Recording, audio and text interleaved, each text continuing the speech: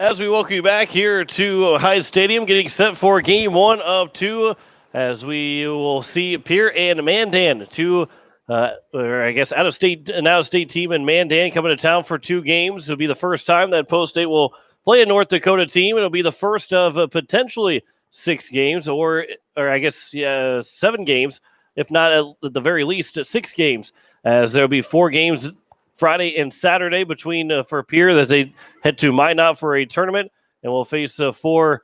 They will face 4 North Dakota teams, including this Mandan team once again here this coming weekend. For Post States, as we go through the starting lineup, Andrew Coverdale things off. He's playing second base. Lincoln Keenolz will bat second, and he's a shortstop. Cade Hinkle is batting third as he's catching. River Iverson will be out in left field in the cleanup spot. A.J. Gaden is the third baseman batting fifth. Bennett Dean will play first and bat sixth. Will Van Camp is out in right field batting seventh. Elliot Life is in center field batting eighth, and Colin Bergerman is a DH as he will round out the 9 for Post State here in game number 1. So that's a much different lineup than we're accustomed to seeing. Up and down with only Coverdale, Hinkle, Keenolz, Iverson really getting those full-time spots in that starting 9. But Matt Lusk will be on the mound as he will throw here today in game number 1. For Mandan, is Anthony Johnson will lead things off. He's playing right field. Easton Andreessen will be the left fielder batting second. Isaac Huddle will be the third baseman batting third. Cole Schmidt is in the cleanup spot. He's the second baseman.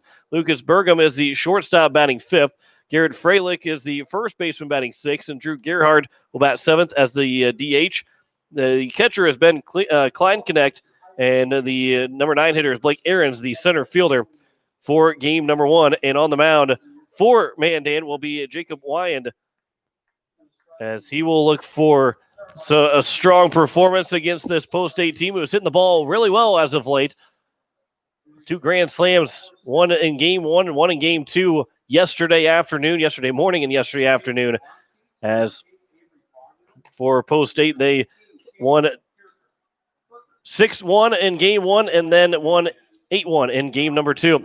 We're going to step aside for 30 seconds. We will come back and we will have first pitch for you. You're listening to Post State Baseball. Today is KCCR and today is KCCR.com.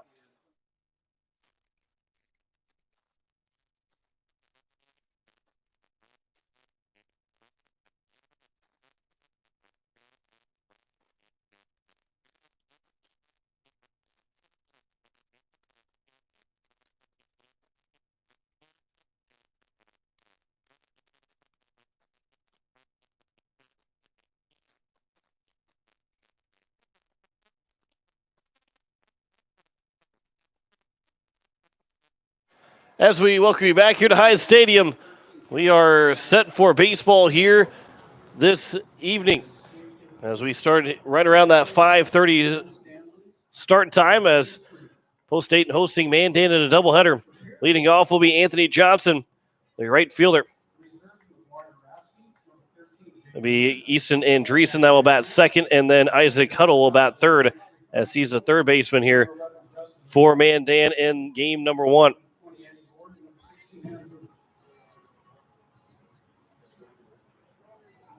So we are set for baseball. Anthony Johnson will step to the plate just a little bit ahead of schedule. 5:25 is first pitch, as Matt Lusk will actually 5:26 is first pitch, as that one's high and outside and it's taken for ball 1. Matt Lusk hit a grand slam in game 1, gave Post State a 6-1 lead. They end up winning 6-1 as the 1-0 is cut on and missed. Now 1-1. Lusk in that game. He was warming up in the bullpen. But in the top of the 6th inning, the 1-1 is upstairs. It's now 1-2. He's swinging a miss.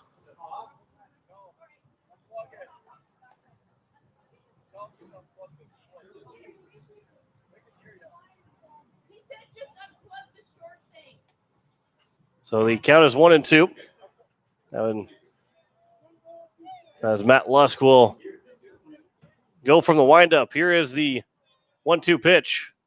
That one's popped up on the infield. Lincoln Keenolz will call for it. He'll make the catch, and the leadoff man is retired to open the ball game.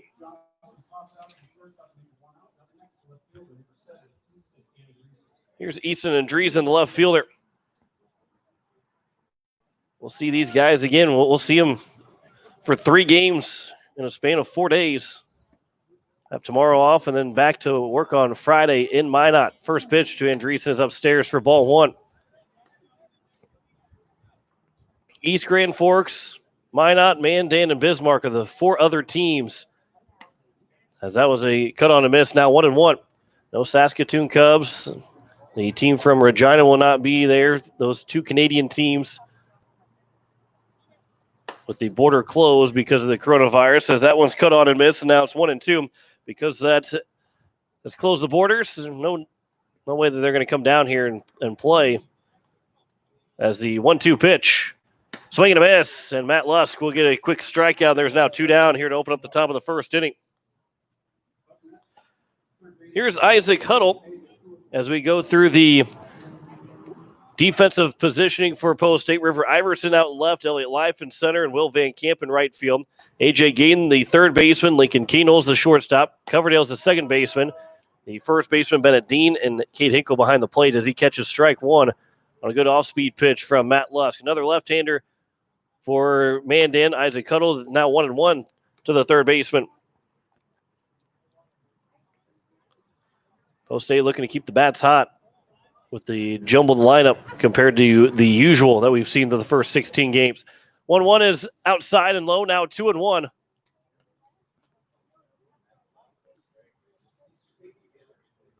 Less working from the windup. Here is the 2-1 pitch. There's a ripped down the third base line, and it'll be fair just past the outstretched glove of Gaden. And it's a 2-out single for Isaac Huddle. And they'll bring in Cole Schmidt. Schmidt, second baseman here in game number 1. As he'll bat with 2 down and runner on first base. That was a nice piece of hitting there from Huddle to go the other way with the short swing. Hit out into left field. There's that one down the third base line again. That's also fair, and that one's going to roll to the corner. Rounding second, heading for third is Huddle. Huddle around third. Iverson picks it up in the corner. Throw to the cutoff man, Keenels. No chance to get him at home. And it's a 2-out RBI double for Cole Schmidt. And Mandan is up 1-0. 2 hard hit balls down the third base line that pepper A.J. Gaden. And nothing he can do on both those. And it's a 1-0 lead here for the Mandan Chiefs.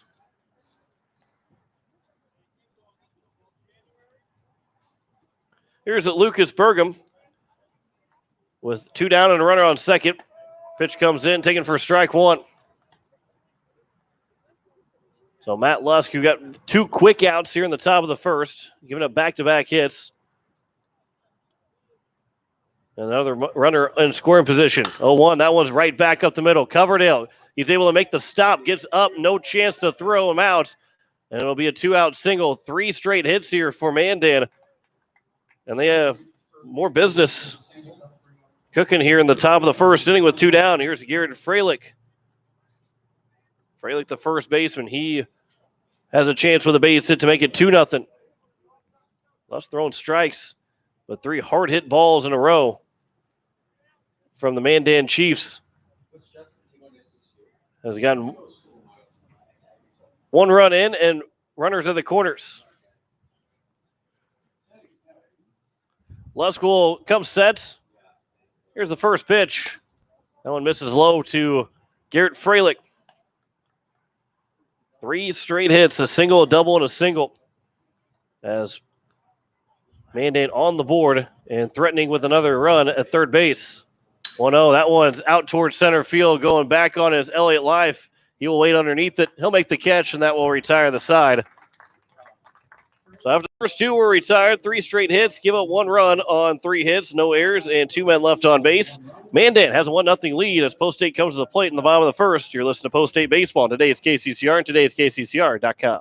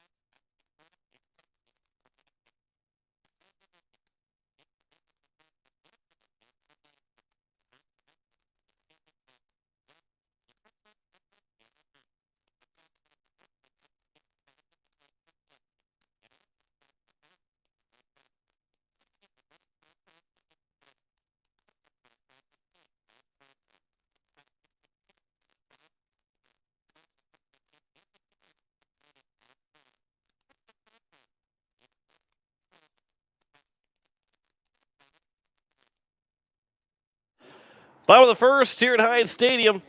As we go through the starting lineups for Post State, Andrew Coverdale will lead things off as he will play second base. Lincoln Keno is the shortstop, batting second. The number 3 hitter is Cade Hinkle as he will be the catcher. River Iverson, the left fielder, in the cleanup spot. A.J. Gayden will bat fifth, playing third base. Bennett Dean batting sixth, playing first. Will Van Camp is the right fielder as he bats seventh. Elliot Life is the center fielder batting eighth. And Colin Bergman is the DH as he bats ninth. And they will face Jacob Wyant. Wyant will be the right-handed throwing starter in game one for the Mandan Chiefs, as he'll look for a scoreless bottom of the frame to give his team a chance to increase their 1-0 lead. Andrew Coverdale lead things off. When the got to be close to being if not the best leadoff hitter in the state this year. I don't know how anybody could be better than him in the leadoff spot, especially opening up a ball game in the first or top or bottom of the first. As we waits on the first pitch, so thinking low for ball one from Jacob Wyant. Coverdale, he did not record a hit yesterday, although he walked twice. It's now 2-0. Reached base three times on a walk, but did not record a hit in those two wins. 2-0 pitch is over for strike one, and it's now 2-1 to the leadoff hitter in the order, Andrew Coverdale. From the windup, here is the 2-1 from Wine. Inside, 3-1 to Coverdale. And the leadoff hitter is looking to find his way on base. Here's the 3-1. Upstairs and a leadoff walk. And then I'll put him on board. That's the second time I should say, back-to-back games now that he's been walked to open up the first inning. The previous 15 games, he had not drawn a walk. He had put the ball in play, whether it was a hit or he's retired. There's Keno's first pitch swinging. Grounds to the shortstop. Throw to second for one. Back to first is going to be in time. And it's a 6-4-3 double play.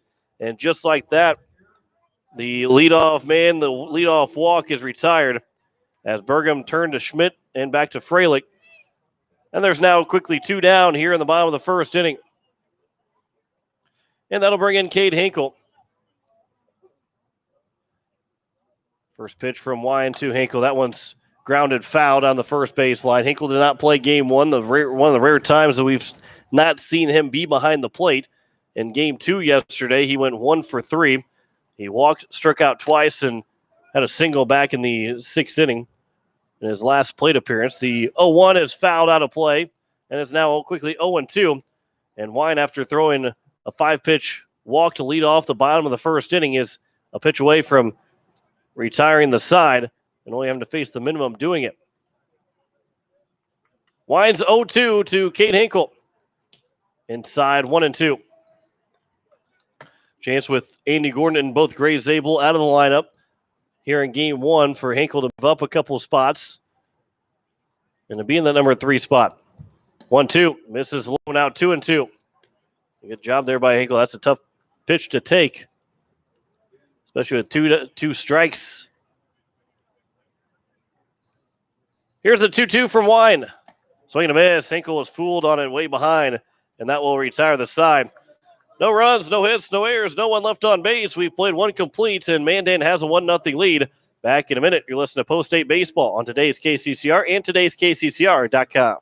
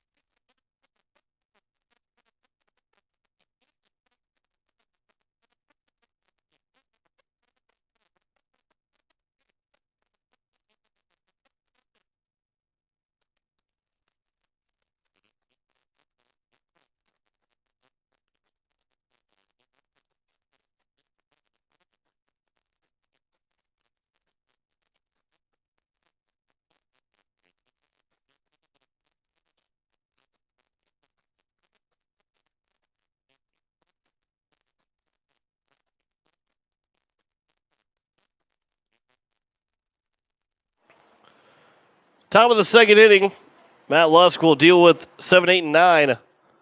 It was first two men retired for Matt Lusk in the top of the first, but a 2-out single, a 2-out double, another 2-out single. Although the double was the man that brought in Huddle with that 2-out, 3 2-out hits, gave Mandan a 1-0 lead. As we head to the top of the second inning, see how long Matt Lusk goes. Although doesn't seem like he will be one to throw in the Minot tournament this coming weekend to get him ready for potentially next Wednesday when they take on Watertown. And then they also have Mitchell and Sturgis on that Thursday, where we'll see him maybe throw a couple more times. First pitch is outside to Drew Gerhardt.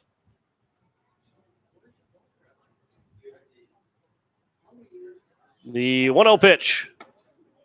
Swing and a miss. Now 1-1.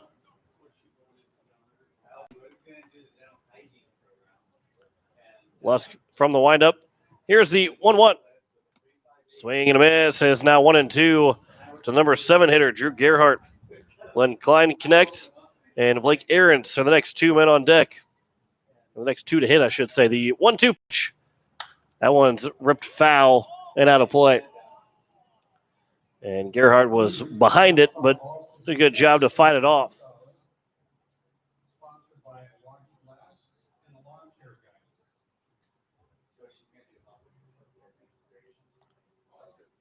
Lusk again from the windup. Here is the 1-2 pitch.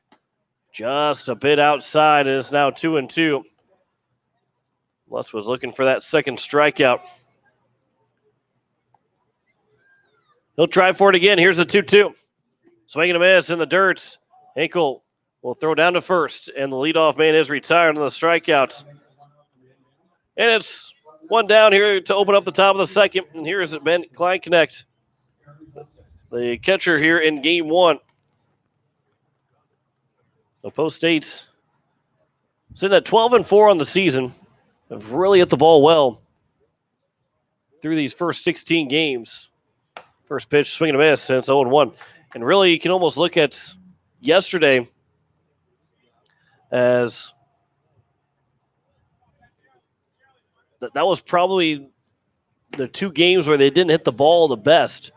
And they still scored 14 runs in those two games.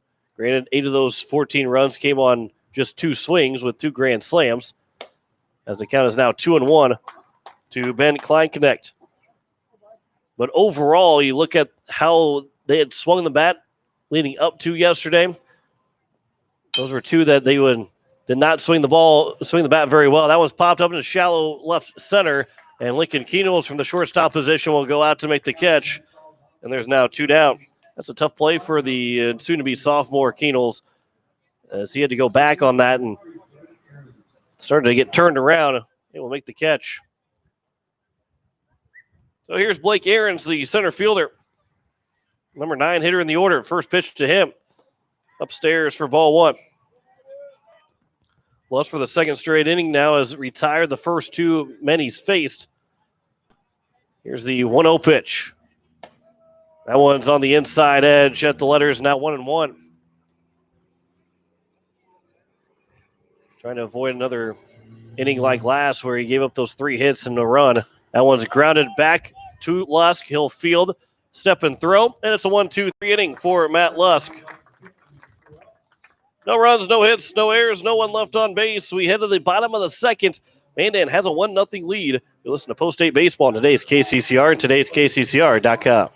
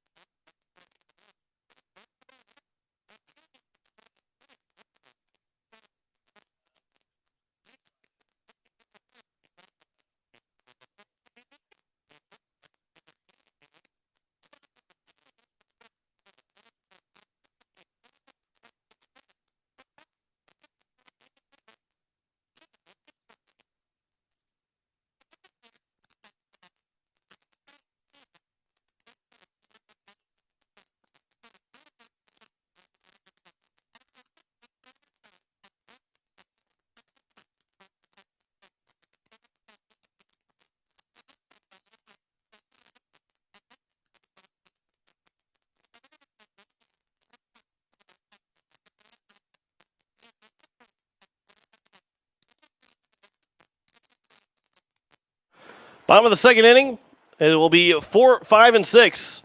River Iverson, A.J. Gayden, and Bennett Dean will be the first three to hits, and then then Will Van Camp would be to the plate if anybody reaches.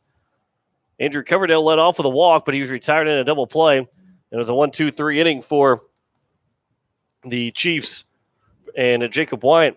Coming up later on here in the first game, and in between right around the bottom of the third inning, we will have a conversation with Coach Casey Keenels of the Pierre Governor volleyball team.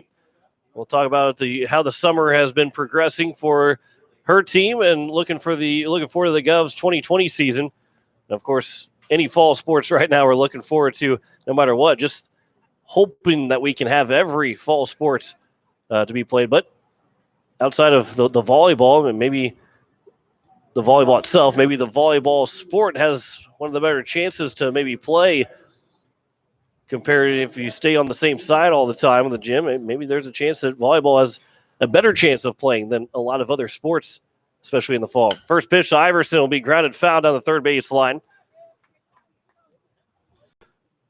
And it's 0-1 to River Iverson. Iverson, he played in both games. He got 1 hit, went 1 for 6 yesterday. The 0-1 is a swing and a miss, and it's now 0-2.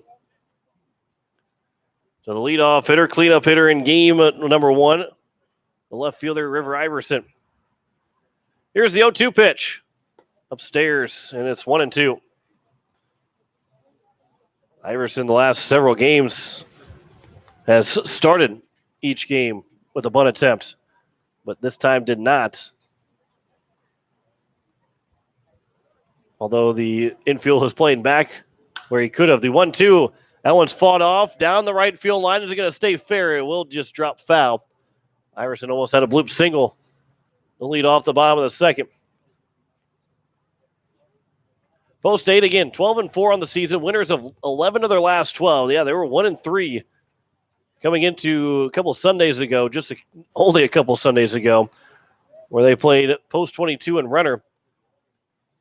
Came away with 2 big wins to even the record at 3-3, and really haven't looked back since.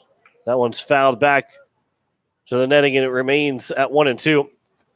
Their only loss so far after being swept by Post 22 has been to Sioux Falls West. The 1-2 pitch comes in and hits River on the shoulder. And the leadoff man is aboard for the second straight inning. And here's A.J. Gayden.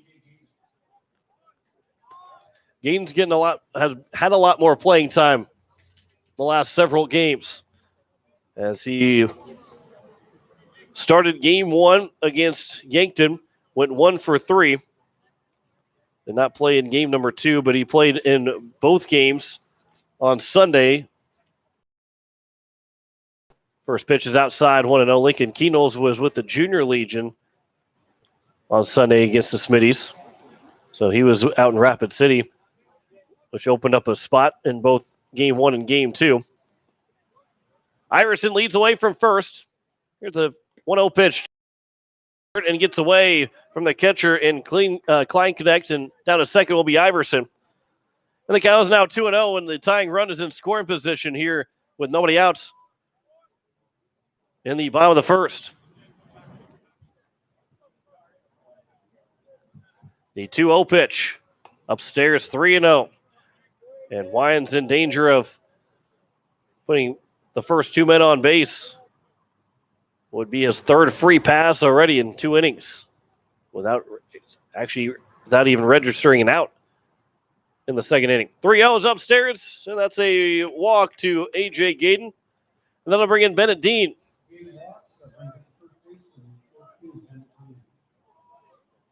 Dean did not play.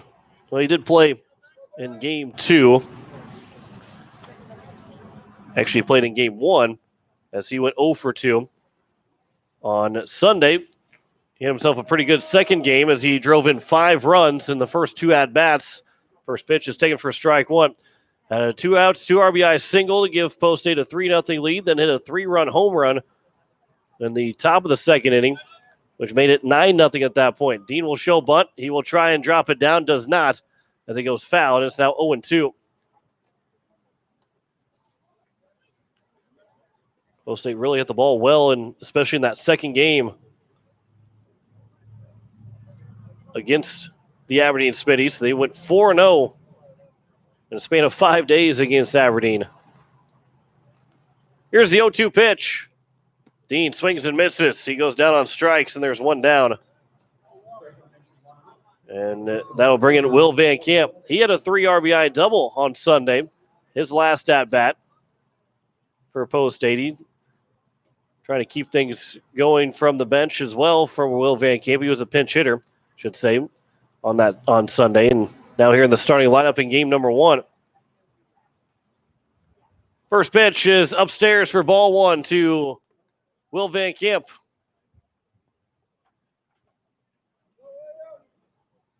Jack Van Camp yesterday had himself a pretty good performance from the mound. 14 strikeouts in game 1, grand slam in game number 2. Here's the 1-0 pitch to Will Van Camp. That was on the outside edge, now 1-1. First and second with one down. Iverson leads away from second. Gaden will lead away from first. Wine will step off and reset. Straight away here for Will Van Camp. From the stretch, it comes set. Here's the 1-1. Van Camp swings and misses a little out in front, and it's now 1-2. And we'll have a time called by Klein Connect. A little bit of mix-ups with the signs. It's usually what the case is when you throw a strike and then the catcher comes back and starts talking to you. Something wasn't right with the communication of the signs. So the count is 1-2 here to Will Van Camp. Elliott Life is on deck. Post State had the first 2 guys reach base. But yet they still stand there at first and second. As Wine will come set. Here is the 1-2. Just a bit low, maybe a little outside, and it's now 2-2 here to the right fielder. Number 7 hitter in the order. Elliott Life will be next, and then Colin Bergman. 3 hits so far for Mandan, none so far for Post State, but they have had 3 free passes. Here's the 2-2. That one misses low, now 3-2. Iverson takes off for third. The throw goes off the glove of the third baseman. Heading to second is A.J. Gaden. And Iverson will get in at third. I don't know if he thought maybe the ball got away from the catcher in Klein Connect, but the throw to third baseman, Huddle, was not caught cleanly. Otherwise, Iverson might have been gunned down at third. But instead, 2 men are now in scoring position. A base hit could give Post State their first lead. One down here in the bottom of the second. From the stretch, here's a 3-2 pitch. Upstairs, the third free pass issue to the inning. Second walk, and also River was hit by a pitch. So now here is Elliott Life. Life, a big spot here, playing center field here in game number 1. Here's the first pitch. Upstairs, 1-0 to the center fielder. That's left-handed, throws left-handed. Shoots right-handed in hockey. And Andy Gordon, those 2 guys will play for the Hawaii Capitals again in their senior season coming up next year. The 1-0 pitch is outside, now 2-0. And Wyans struggling to find the strike zone. There's not been a ball put in play yet so far here in the bottom of the second inning. 3 men are on base. The one out is a strikeout. Here's the 2-0 pitch. That one will miss, and it's now 3-0. And would think that Life will take the 3-0 pitch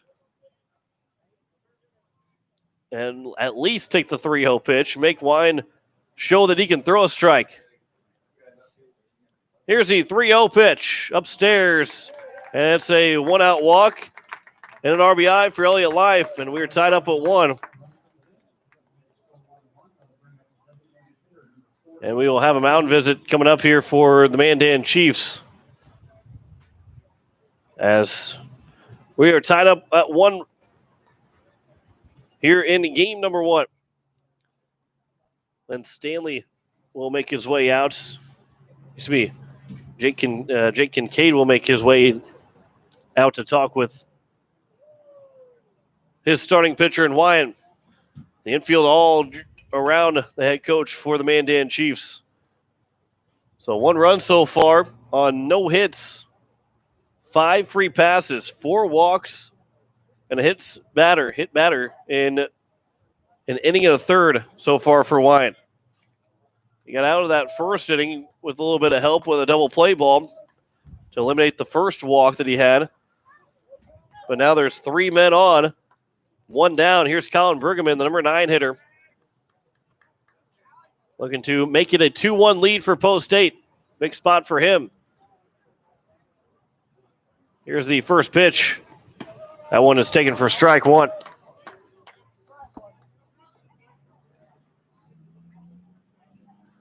At third is Gaden. Second is Will Van Camp. And Elliott Life is on first. He tied the game up with that walk. Here's the 0-1 pitch. That one is over. It's now 0-2. Andrew Coverdale is on deck. I'm going to get him to having a big spot that could bust this game open.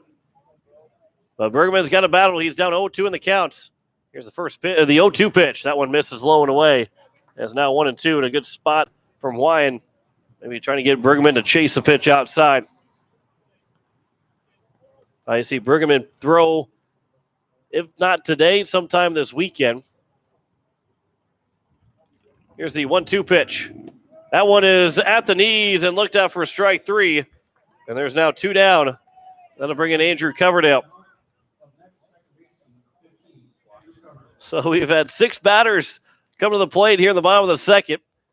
We have not seen a ball put into play yet. Bases are loaded with 2 down. Game is tied at 1. Here's the first pitch to Coverdale. That one will get away from the catcher.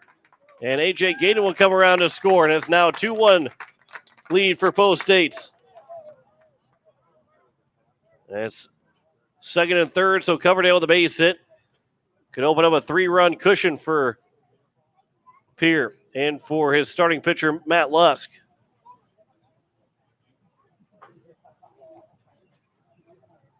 Wyan will come set. Here's the 1-0 pitch. That one is over for strike 1. It's 1-1. Coverdale walked to open up the ball game here, or open up the bottom of the first inning, I should say, and was retired on the 6-4-3 double play. Here's the 1-1. That one will bounce and to the left of a Klein Connect. And a good stop. Keeps Will Van Camp over at third. And the count is now 2-1.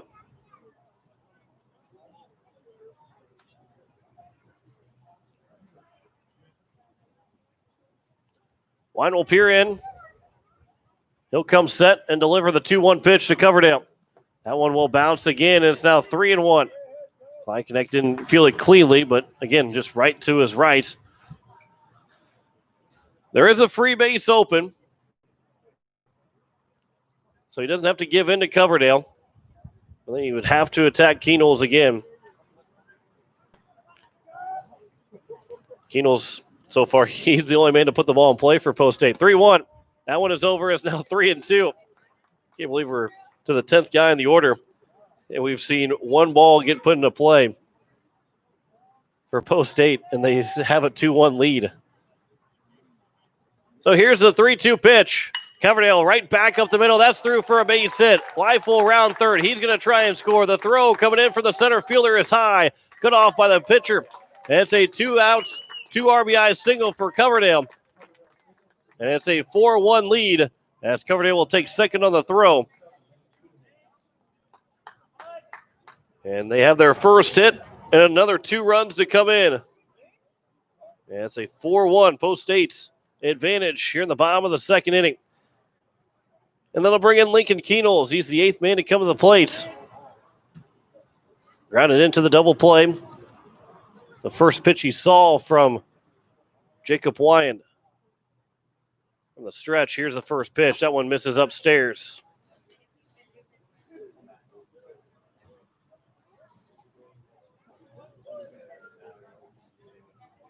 Coverdale is on at second. Here's the 1-0 pitch. Keenholz will rip that one into center field. That's down for a base hit. That one's going to get past the center fielder. Keenholz will take second. He'll trade spots with Coverdale. That's a 2-out RBI double for Lincoln Keenholz. And it's now a 5-1 lead.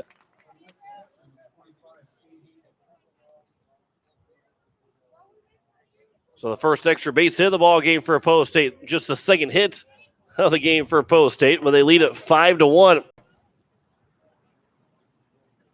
And here is Cade Hinkle. He struck out to end the first inning. First pitch. Hinkle will foul it to the first base line, first base dugout. And it's 0-1.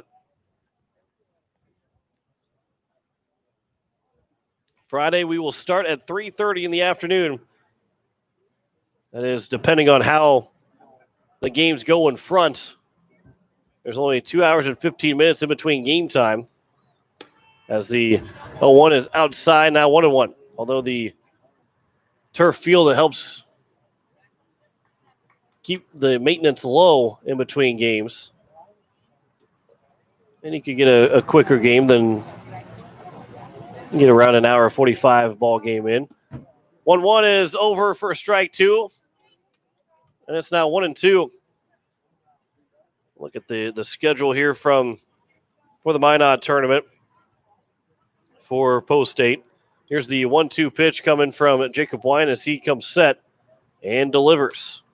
Outside, 2-2. 3:30 on Friday, East Grand Forks. That'll be the Pierce first game. Then they'll play Bismarck right after. Then Saturday will be a 10 a.m. start against Mandan. That one should start at 10 a.m., barring any kind of weather of any kind, because that's the first game of the day. They'll have Mandan and Bismarck will be off for one game, as Lincoln Keenholz will steal third. And it's now 3-2 to Cade Hinkle. Then at 2:30, Minot will face Pierre.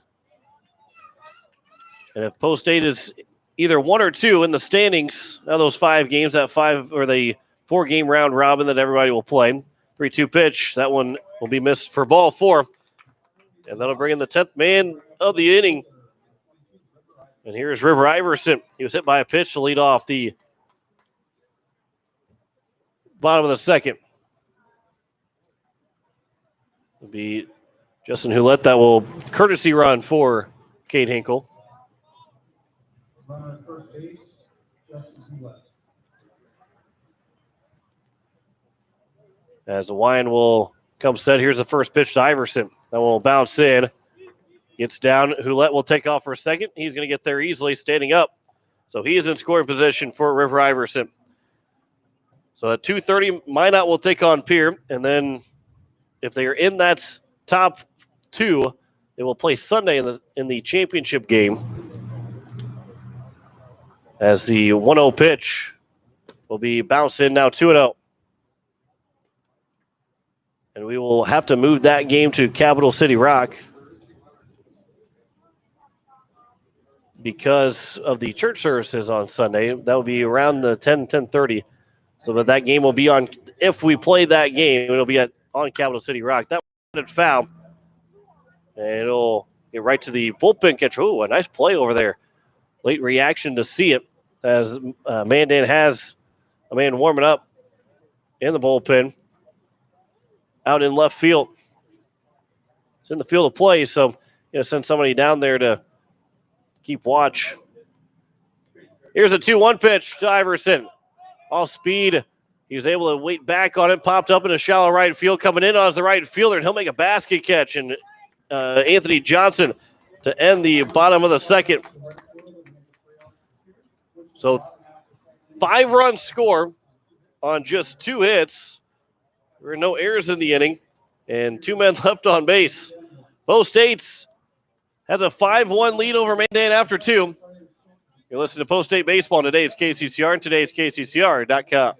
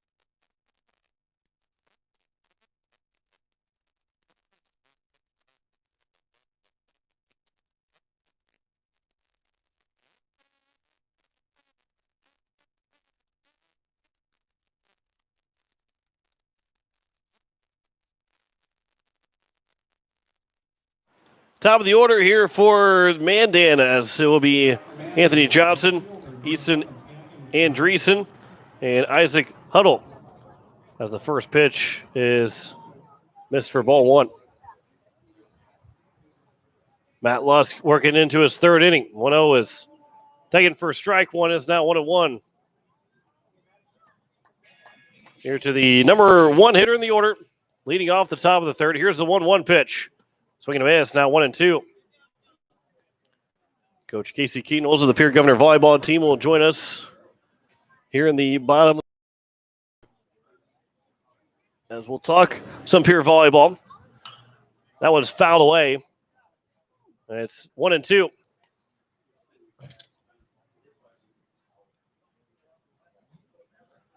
Matt Lusk again will deliver the 1-2 pitch to Johnson. Swing and a miss, and Johnson goes down on strikes. Third strike of the ball game here for Matt Lusk. One in each inning so far. Here's Easton Andreessen, I should say. Easton Andreessen. He is the first strikeout victim of the three for Matt Lusk. He's got himself a good cushion. 5 runs were scored in that bottom of the second inning on just 2 hits as well from Post State. He got a lot of help, a lot of free passes. 5 in the inning, 4 walks, and River Iverson was hit by a pitch. Here's the 1-0. That one's lined out towards right field. Will Van Camp, a long run to go after it. That one's going to land just foul. And it's now 1-1. Boy, that was barely foul. Couldn't see it from my vantage point where that line was at, but that's going to be really close. That would have been really close to a 1-out triple.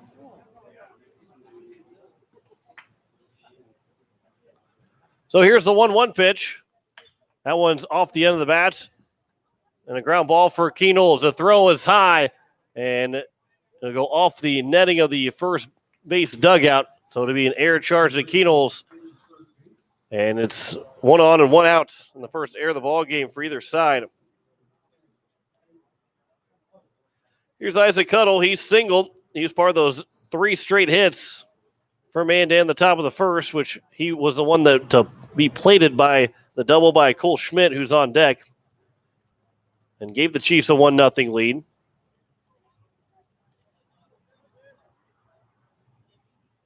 Here's the first pitch. That one is missed low for ball 1.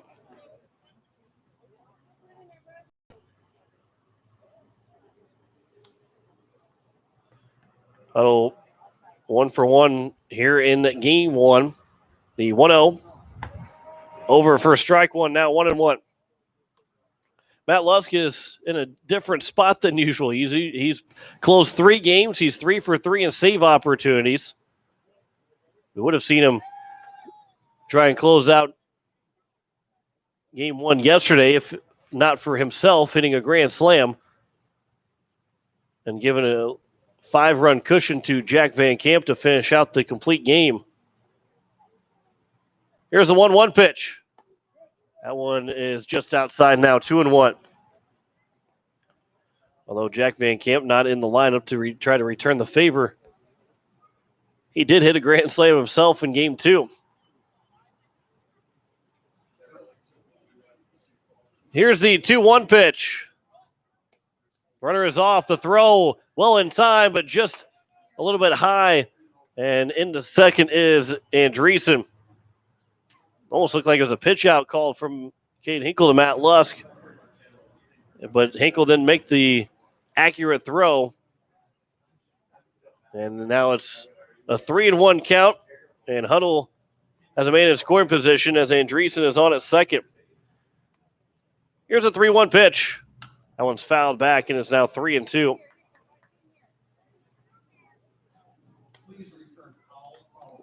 So far, Lusk has not allowed a free pass. Those 3 guys that have reached base, 4 guys that have reached base, 3 hits in an air. Here's the 3-2 pitch. There's the first walk issued by Matt Lusk. The double play is back in order, but here's Cole Schmidt, who drove in the game's only run for Mandan. It was near back-to-back pitches, and one was to the right of or left of Gaden to give the base hit for Huddle, and then the other one was to the right of Gaden to give Schmidt a double down the line over at third base. Here's the 1-0 pitch. Upstairs, 2-0. On deck is Lucas Burgum. We'll see how long of a leash Matt Lusk has here in this ball game. Would not expect him to pitch this weekend. Now 3-0. And allow other guys to eat up some innings, show their strengths. 3-0 pitch. That one's over for strike one.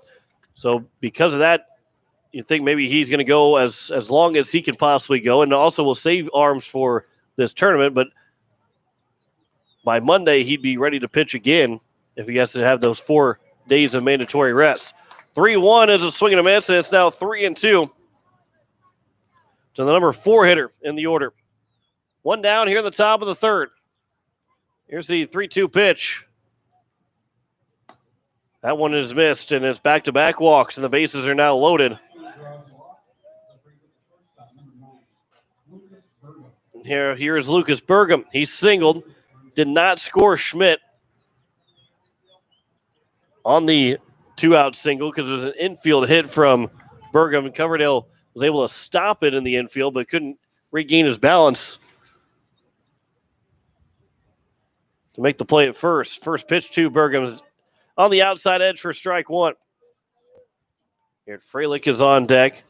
Matt Lusk in a jam here in the top of the third, trying to work his way out of it. Here's the 0-1. That one's grounded to the third baseman, Gaden. He'll get under his glove. He's able to knock it down in time to at least get the first out at third, or the lead runner at third. Still first and second. But it's an RBI fielder's choice for Lucas Burgum. And here's Freilich. Well, there's 2 down. Gaden would have been tough to try and turn to, but he could have either thrown it home or maybe quickly got back to the third base bag and tried for a 5-3 double play. 1-0 is the count to Freilich. He flew out to the center fielder live in his first at-bat. Lusk will come set. Here's the 1-0 pitch. That one's popped up, and that will get out of play on the right side, and it's now 1-1. And again, Coach Keenels will join us here after this half inning. Talk Pierre volleyball. Here's the 1-1. That one will bounce in the dirt. Hinkle, nice block. The throw to third. They got him at third. Trying to take off from second with Schmidt, but Hinkle blocked it perfectly, and the throw down was on the money. And that will retire the side here in the top of the third. 1 run on no hits, 1 error, and 1 man left on base. We head to the bottom of the third inning. 5-2 is our score as Pierre leads Mandan. You're listening to Post-State Baseball on today's KCCR and today's KCCR.com.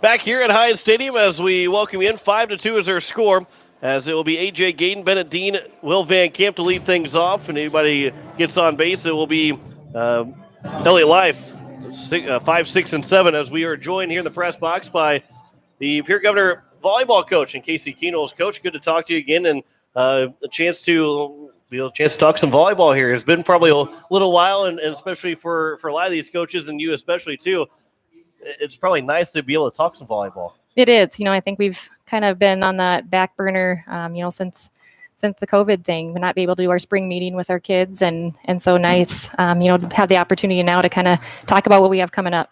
First pitch to A.J. Gayden is missed for ball one. He drew a walk and came around to score the second run of the inning back in the bottom of the second. The 1-0 pitch is taken for a strike, 1-1. So what's it been like this summer trying to get the girls ready for fall sports and for volleyball specifically with the weightlifting program and everything else that any kind of camps that might be going on? As that one's line and one hopper to the second baseman off the glove. The throw to first is not in time. And we'll see what they score that. But Gayden is on at first to lead off the bottom of the third. So talk about the camps and what you're going to try and do with these camps and also with the summer weightlifting program. Well, we have a really good turnout of girls participating in the Governor's Strength and Conditioning Program. So that's been, I think, will be a really beneficial part to our season to get us started and kids in shape and kind of back into the swing of routine and some discipline there. And so have had a really good turnout with that. We also have our senior girl. We have 6 seniors this year.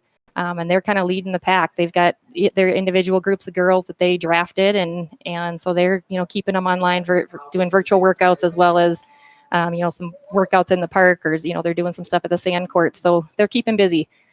First pitch to Mandan is taken for a strike one. He struck out swinging in his first at bat. Leaning away from first is A.J. Gayden. It was ruled an error by the second baseman. Here's the 0-1 pitch and a swing and a miss. Now 0-2. So you're going to have a good. Nice handful of seniors here for 2020, and how nervous are some of these girls talking about the potential of there maybe not be a season and trying to work maybe a little extra harder?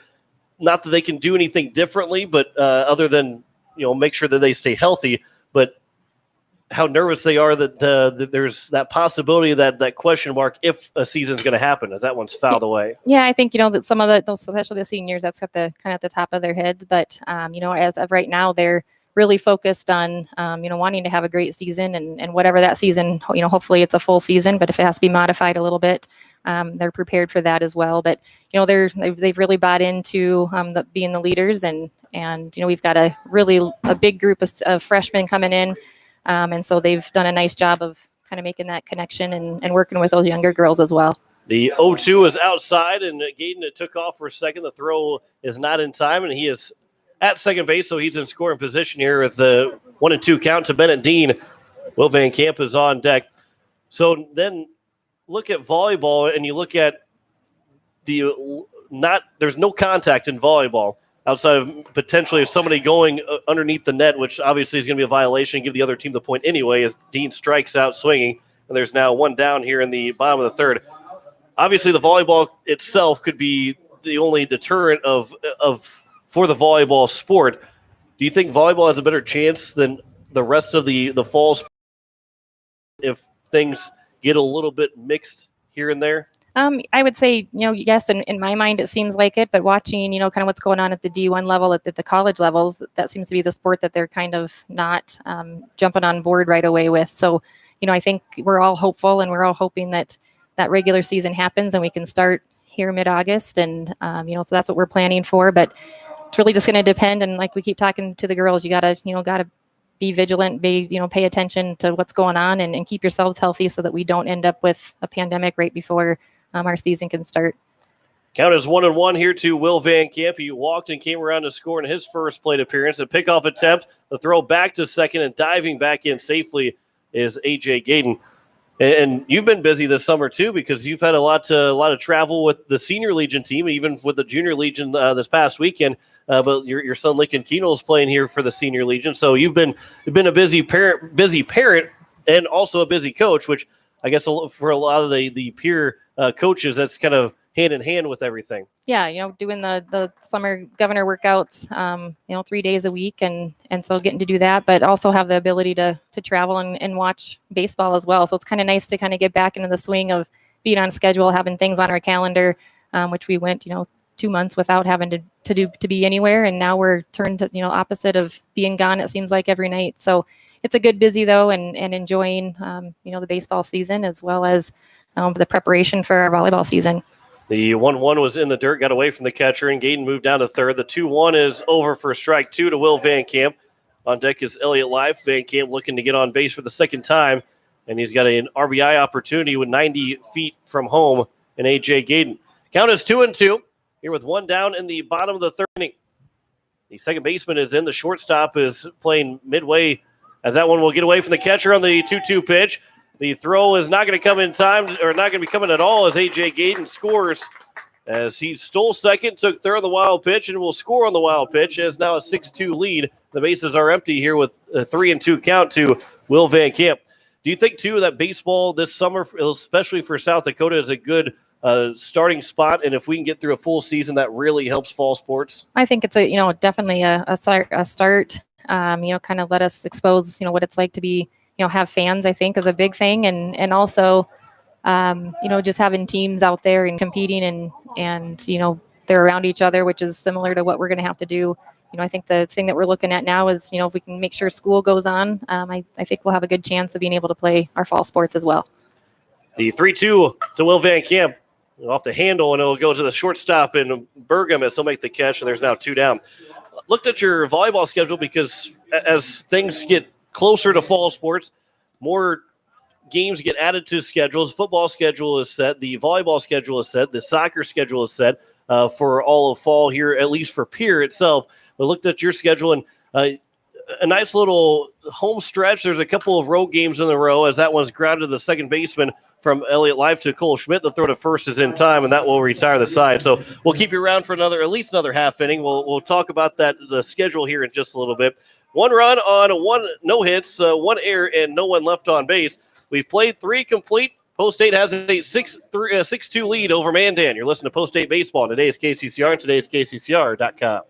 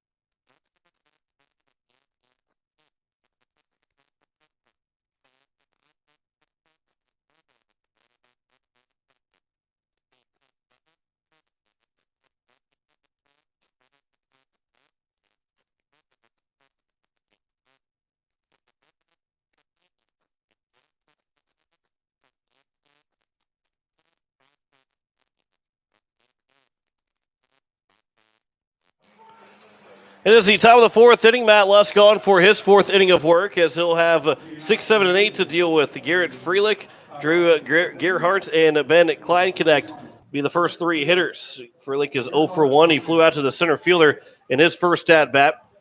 As we are joined here in the press box with the Pierre Governor volleyball coach and Casey Keenholz. The first pitch is taken for a strike one. So we'll get back to that question about the schedule. The schedule is really nicely broken up with not a whole lot of road trips. Or I guess not even road trips itself, but just back-to-back games of being on the road, maybe Tuesday and a Thursday on the road. Not a whole lot of that happening, and not a whole lot of time at home in a row, too. So it kind of a good balance of everything for this volleyball season. Yeah, I think, Mr. Mosier did a nice job, kind of had some feedback and always asked for feedback. So I appreciate that as a coach.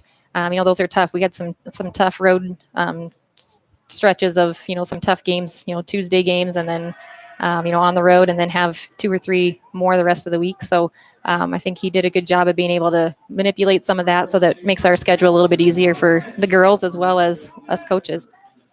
And for me too, Brian. No, I'm just kidding. I'm the least of my concerns when it comes to that. Garrett Freelick is hit by a pitch as he'll take first to lead off the top of the fourth inning. Here's Drew Gerhardt. He struck out swinging in his first at-bat. The first pitch from Matt Lusk will be grounded foul off of Gerhardt. So what's the number one thing here for this summer, especially being different than any other summer for Pierre to be better than what they were last year, but still having to deal with the coronavirus situation? I think just getting a lot of touches. I think, we haven't been in the gym as we're kind of limited of what we can do in the gym during this phase one. And so, getting them, with their group leaders out there, really encouraging a lot of ball handling, a lot of skill work that they can do on their own, which will carry over to the court. So, we've kind of figured that once we get into phase 2, as long as everything goes as planned, we can get back in the gym, which will carry us over into our season in August. So that's kind of what our plan looks like at this point. Get more team stuff going on in July. 2-1 is the count. Again, we're talking with Casey Keenels, the Pierre Governor volleyball coach, as they get set for the 2020 season. Still a couple months away, or just about 2 months away. The 2-1 is grounded to the shortstop, Lincoln Keenels, as he steps on the bag at second, throws to first, and there's a 6-3 double play and a good turn there from the upcoming sophomore for Poe State. And there is now 2 down. And a good play there from your son. Yeah, looks a little bit more comfortable there. There's a chance to give, you can give a little bit of color commentary to tell us what he did there, and not too much. Not too much. Don't really know the terminology that well. I just like to watch. Here is the catcher, Ben Kleinknecht, as the first pitch is taken for strike 1. What's it like having him being in the senior legion, and now as he will become a sophomore, get a chance to be at the senior legion games for the next several years? Yeah, he's had a great experience. I think these upperclassmen, these kids that he's had the opportunity to play with, have been, awesome for him to be able to be a part of, and good leaders, and for someone for him to, look up to and kind of see, and then hopefully for him to be able to step up and help, as the season, next seasons come up, that he can kind of be in that role as well for those younger kids. So again, I think hats off to the parents and these upperclassmen. It's just been a good experience for him. Count is 2-2 here to Kleinknecht as Lusk will deliver from the windup. The 2-2 line shot, and that one's a jumping catch from Andrew Coverdale to retire the side.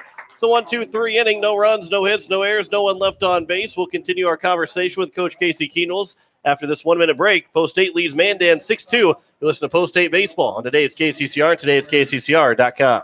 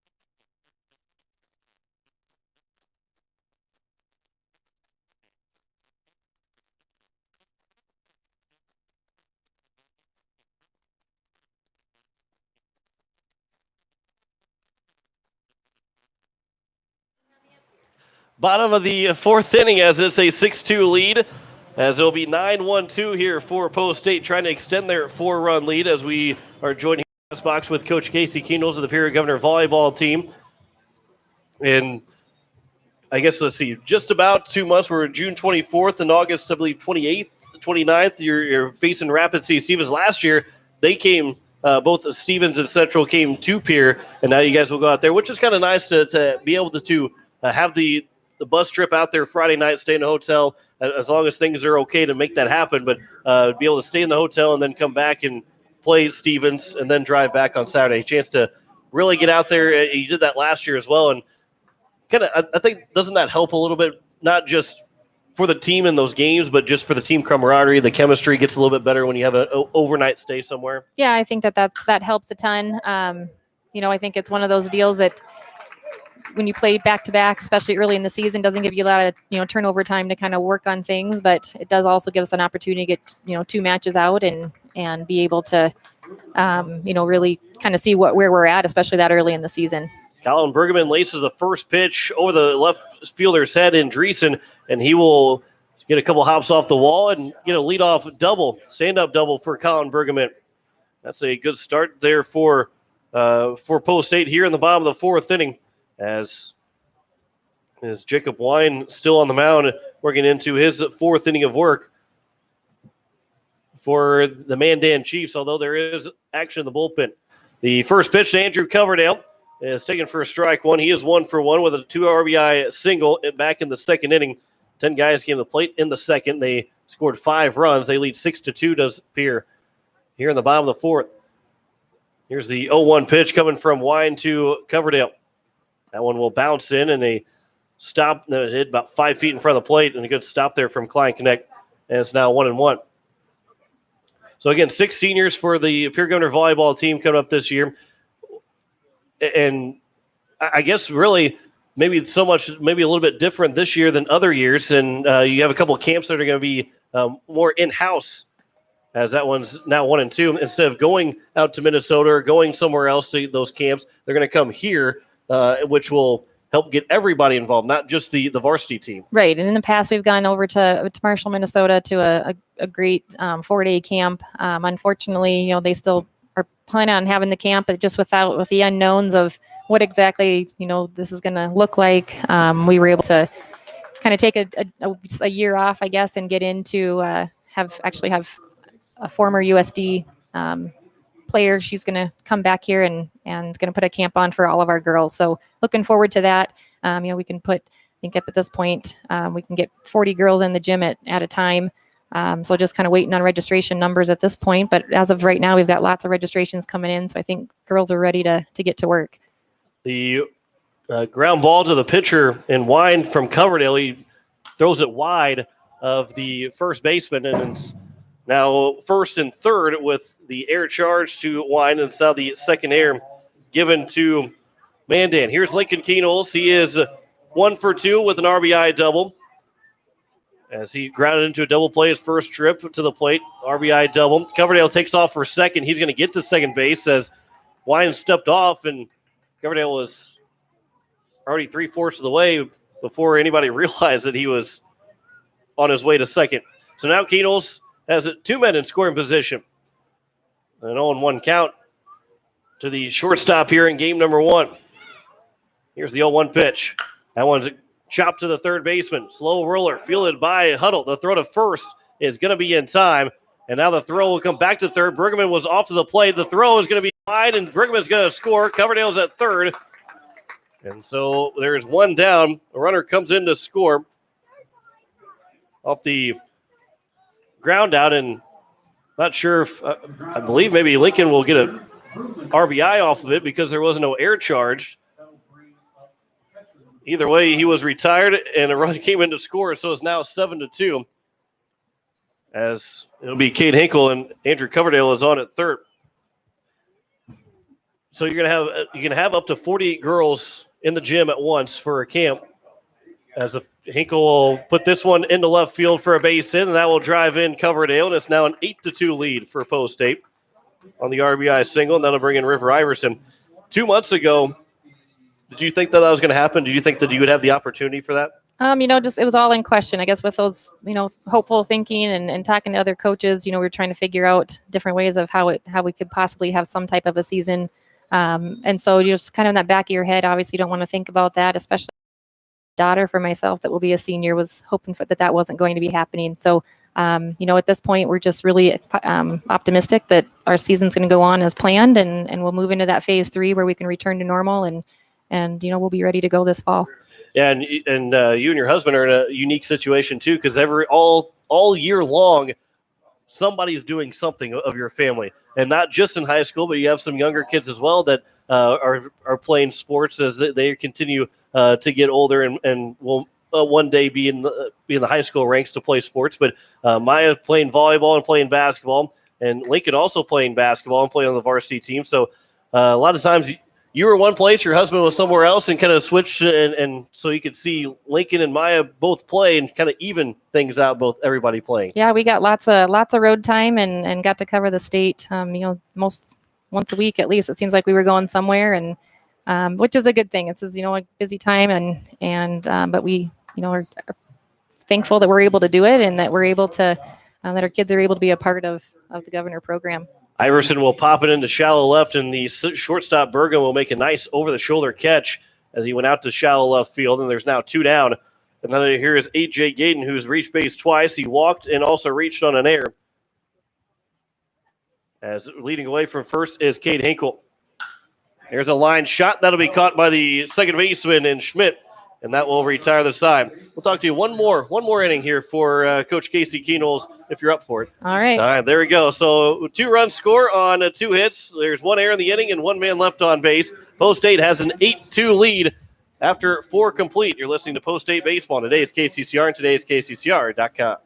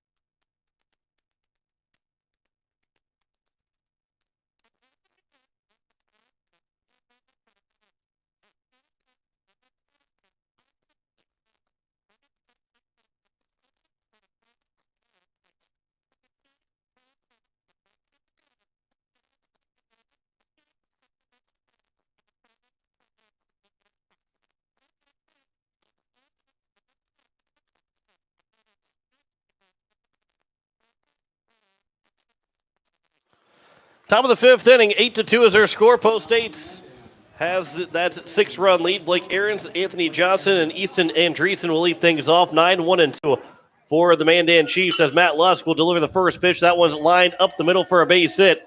And 1 pitch, the leadoff man is aboard for Blake Ahrens, who is now 1 for 2 as Anthony Johnson will step to the plate. He's 0 for 2 so far. Coach Casey Keenholz of the Pierre Governor volleyball team.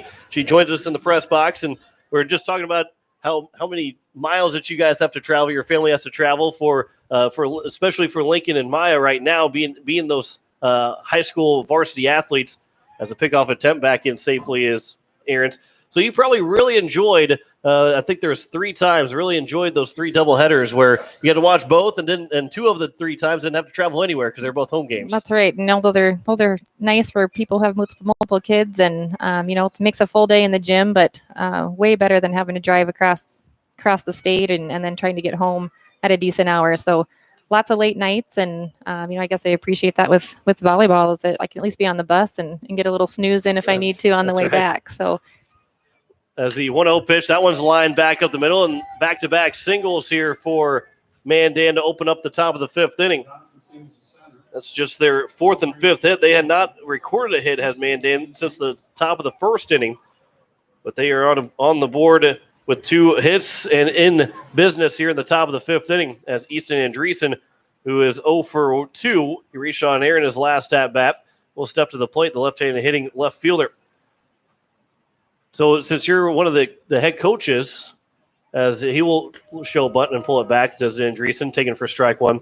Do you have a little pull of trying to talk to Brian Mosier and saying more doubleheaders for basketball? Well, I don't know about that, but I definitely voice that it's very much appreciated. And, I think a lot of places don't maybe have the facilities to be able to host and trying to line up, all the workers and everybody that goes with that. But definitely appreciate, I think both towns that get to play in those doubleheaders appreciate that, not having to travel, or at least getting to see a lot of basketball. We don't get the opportunity to get to watch both boys and girls, especially if you have athletes playing on both teams. So the 0-2 pitch, that's in the dirt, and it's now 1-2. The 0-1 pitch was a swing and a miss that got away from Hinkle, and both runners moved up 90 feet, so they are both in scoring position. As Andreessen will try to avoid going 0 for 3. Well, at least a ground ball could anywhere but to the third baseman and back to the pitcher could give Mandan their 3rd run. Here's the 1-2 pitch. That one just misses, and it's now 2-2. And I think a lot of Pierre folks really like those doubleheaders. Yeah, like you said, it makes for a long day of basketball as the 2-2 pitch comes in outside, now 3-2. But really enjoy the fact, especially those home doubleheaders, a chance to watch both the boys and girls and not have to really pick and choose what you want to do. Even if both are on the road, then you got to pick and choose which one you want to listen to.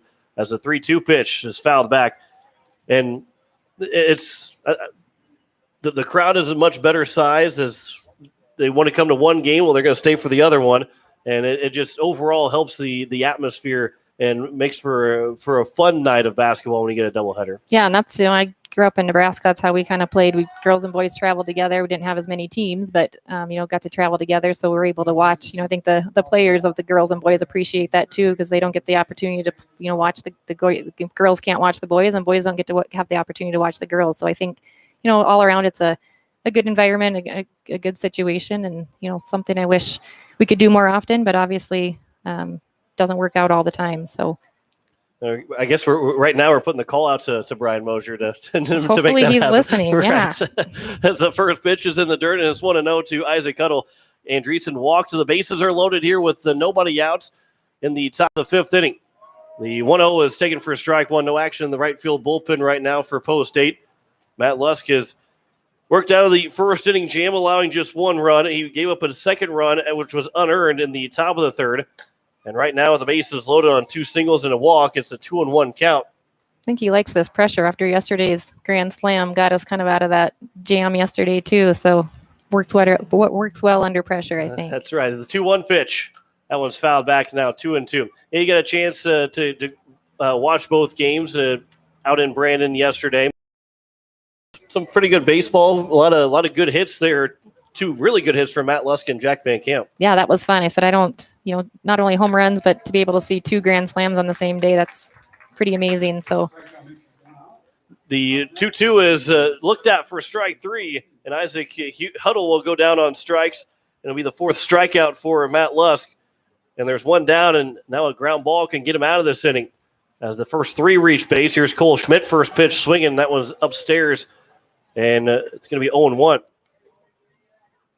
Hey, there's not too many times where you go to the ballpark, especially in Legion baseball, where you see 1 grand slam, and then let alone you get 2 games and you have 2 grand slams, 1 in each game. Yeah, and it's now 0-2. And 2, I think we talked to Jack after the game, his first ever home run. So that's pretty cool that his first home run was grand slam. So pretty exciting day for them.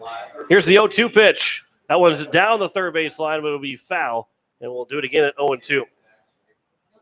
And, of course, being the volleyball coach, none of these athletes are going to be playing volleyball for you next year. But still with Lincoln being the shortstop here in game 1, but has been the third baseman for a lot of it, a chance to watch his friendships with some of these guys. As he dives for that one, just misses and go into left field for a single. The throw coming in, 2 runs are going to score on the RBI, 2 RBI single for Cole Schmidt.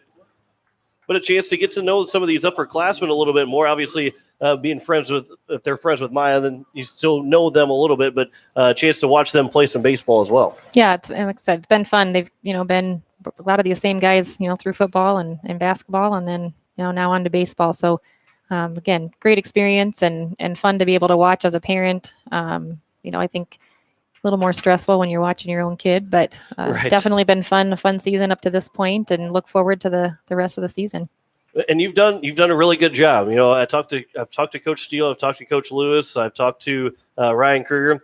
They don't have any kids playing right during the game right now, and you have Lincoln playing, so you've done a good job of staying level-headed and not saying anything, not showing any emotion up here in the press box. Yeah, guess I kind of not have a lot of, just like to watch. I think at this point it's just fun to get to sit back and be a parent and enjoy the game.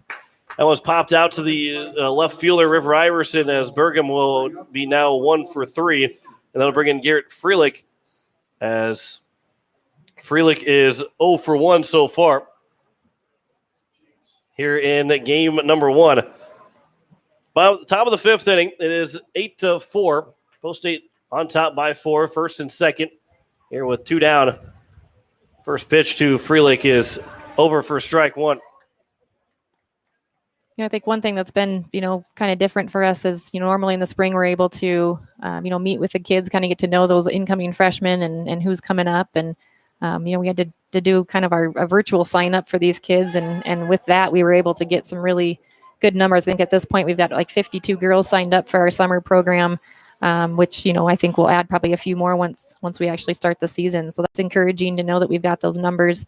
And so it's exciting. Like I said, a big freshman class of kids, and even for the upperclassmen, we have good sophomore group, numbers wise. And I think our junior number is a little bit down, but, And then we've got 6 seniors that have stuck it out and have a lot of experience at that varsity level. So that's, as a coach, that's exciting for us. River Iverson makes the catch out in left field, and that will retire the side here in the top of the 5th inning. 2-run score in the inning. It is off of 3 hits, no errors, and 2 men left on base. We head to the bottom of the 5th. 8-4 is our score. Post State leading Mandan. You're listening to Post State Baseball on today's KCCR and today's KCCR.com.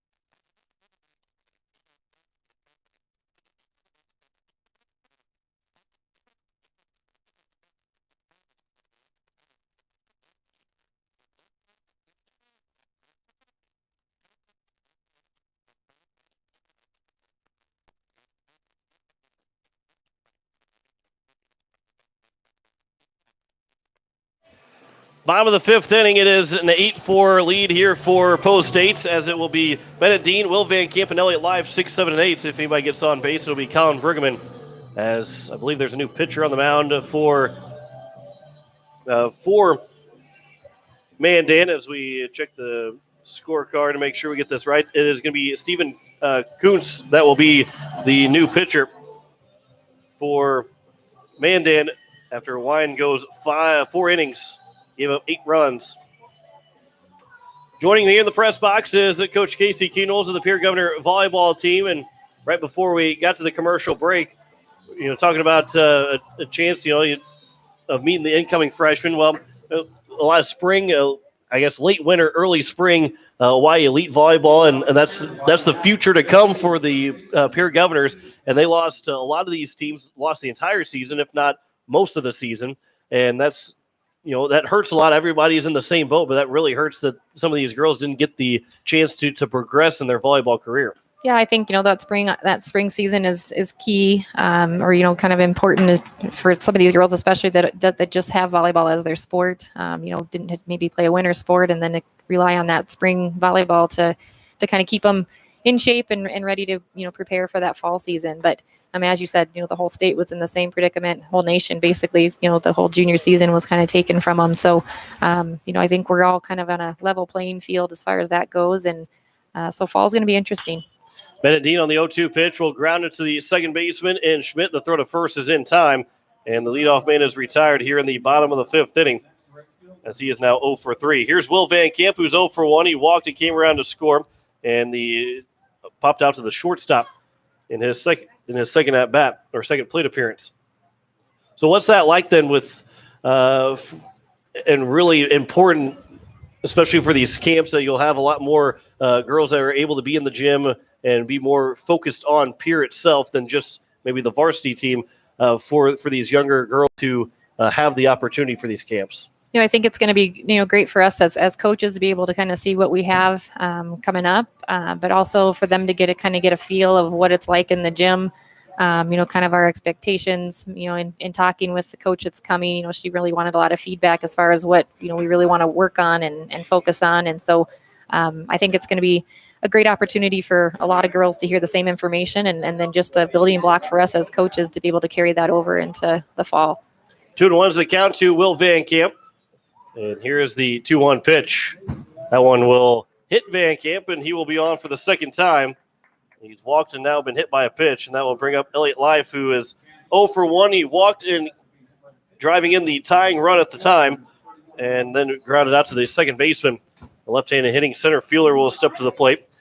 And again, Coach Casey Keenels joining us here in the press box as the Pierre Governor volleyball team just 2 months away from their first game, and hoping that we get all fall sports in and have no problems with it. And we've kind of talked before that this baseball is kind of leading the way for all of the 2020-2021 school year of how we can potentially, obviously baseball is a little bit more social distance than other sports, but it's really paving how we can handle and how much maybe the numbers go up or don't go up by playing all these baseball games. And of course, we'll be in North Dakota, which their numbers are a little bit farther down. So doesn't make you as nervous as maybe going if we would go to the Gopher Classic this year or somewhere else. That going to North Dakota is not as scary as a thought as going to other states. The 0-2 pitch, swing and a miss, and Elliott Life goes down on strikes, and there's now 2 down here in the bottom of the 5th inning.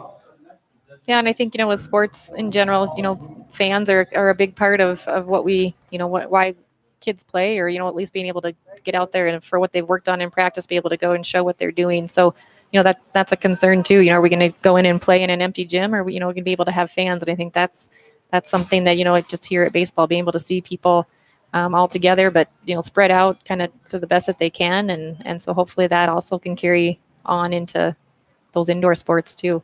Now, would you be a fan of very limited crowd, if not, or maybe just media in general, or would be the only ones that would be there? As that was a swing and a miss and the pitch in the dirt, but gets towards the backstop. Will Van Camp will take second. It's now a 1-1 count to Colin Bergman. Would you be okay if there's no crowd, but that's the only way that we could play fall sports across the board? Football, volleyball, soccer, anything in the fall that we had nobody but like radio would be allowed. As a parent, I would say no, I wouldn't be okay. But as a coach, I think just having the opportunity to play, that's what's most important for these kids. I think just even for the mental part, for these kids to kind of get back to some normalcy, and so I think they just want to play. I think that's where we're at right now, is whatever it takes. Obviously, at least parents to get in there would be a huge piece as well.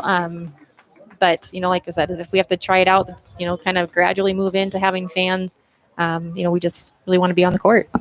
Colin Bergman will float this in for a blooper over the shortstop's head of Bergam, and it will drop in for a 2-out RBI single. And it's now a 9-4 lead. Bergman is now 2 for 3 here in the ball game with a double and a single, as that will bring back Andrew Coverdale. He's been on base all 3 times. He walked, he singled 2 runs home, and he reached on an error, and he came around to score 2 of those 3 times that he has been on base as part of this 9-4 lead here for Pierre Post State, with 2 down in the bottom of the 5th inning. First pitch as Bergman takes off for a second. It's going to be low and outside, and Bergman will get to go without a throw, as it's a 1-0 count here to Andrew Coverdale. Coach, it's been good talking to you. We'll let you stay up here for the last part of this bottom of the 5th inning. But it's fun to talk volleyball, fun to talk about fall sports, and hoping that we get the chance and looking forward to the season. As you took over last year, as the season progressed, I really think for you guys that you guys were playing some really good volleyball down the stretch, getting into the Sodak 16, and maybe another month and you're in a much different spot and a much different seed than where you were at the end of the 2019 season. Yeah, I think that our girls showed a lot of improvement. A lot of new things were going on, that girls were learning and that we were doing a little bit different than what they were used to. So I think we can build off of that from the end of last season, a lot of carryover from kids that are coming back. And then, I just think that's, I think maybe it was this COVID stuff that we've been able to, maybe build a little bit more excitement. Kids are going to appreciate getting back in the gym and being able to play. Count is 3-0 to Andrew Coverdale. Here's the pitch. That one is over at the letters. It's now 3-1 as he started to make his way down the first baseline. He'll return back to the batter's box. Bergman is on at second. And Coverdale will hit with a 3-1 count as Kuntz will come set. Here's a 3-1. Grounded right back up the middle, and Coverdale has himself a base hit. Bergman will round third. He's going to try and score. The throw coming in, cut off by the first baseman. The throw is not in time. Not even a slide attempt from Bergman, as he will score on the RBI single from Andrew Coverdale, and he will get to second on the throw. And here's Lincoln Keenholz. So right before you get to head back down to your seat, you get to watch Lincoln bat again. He is 1 for 3 so far. And give me a scouting report on him. Baseball, basketball, any sport, football. No, he loves to play whatever sports in season. That's his favorite, and he's kid that puts the time in and works hard. I think that this has been a big jump for him going from 14U baseball last year, moving up here to the Legion level. Pitches coming in a lot faster, and so he's had to struggle, but I think that's good for him. A challenge is always good for an athlete. The 1-0 pitch, that one will be taken for strike one. The pitch hit the dirt. The catcher didn't cleanly catch it, but it's called a strike as it crossed the plate at the knees, as it would be. 1-1 is the count. He struggled out of the gates. It took a while to get that first hit, but really lately it's as he'll ground that one to the third baseman. The throw is going to be in time and on the bag. Will end the bottom of the fifth inning as he grounds out to the third baseman, does Lincoln Keenels. But he really has the last several games, the confidence. You can see the confidence in him growing each and every game, and that's, Coach White has kind of said that. It's going to be a struggle at first. It's a big jump, and as you said too, but the confidence continues to grow, and it's fun to see him continue to get better game in and game out. Yeah, and I think, like I said, it's been a good learning experience and great teammates to be able to play with, and so it's been fun, as a parent to be able to watch and seeing those struggles. But I think for all athletes to be able to go through those struggles and come back and either give up or keep working at it. And I think at this point, determination is what's going to get him through. There's a 10-4 lead after the bottom of the fifth inning. A.J. Gaines going to come on to pitch here for Post State. And, Coach, appreciate the time. Thanks for joining me here this evening. And I'll let you're off the hook, and you can go back down and sit with your family. And although, I don't know, it might feel a little bit better up here. Got the AC. A little cooler, but, sometimes that breeze is good down there, too. So appreciate your time and look forward. Hopefully we're talking again in the fall. That's right. Coach Casey Keenels of the Pierre Governor volleyball team, thank her for joining us. And we will have the top of the sixth as A.J. Gaines is going to be the new pitcher, as it's a 10-4 lead, 2 runs, 2 hits, no errors, and 1 man left on base for Post State's in the bottom of the fifth.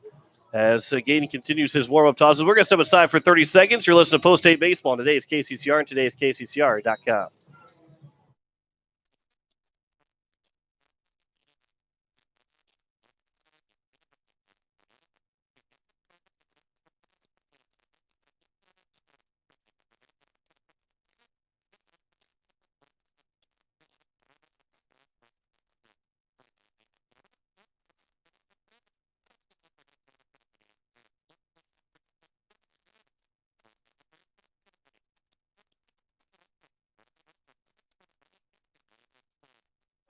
Garrett Stout has entered the game to be the shortstop, and the first pitch finds him at short, and he's able to bobble and still make the throw to first.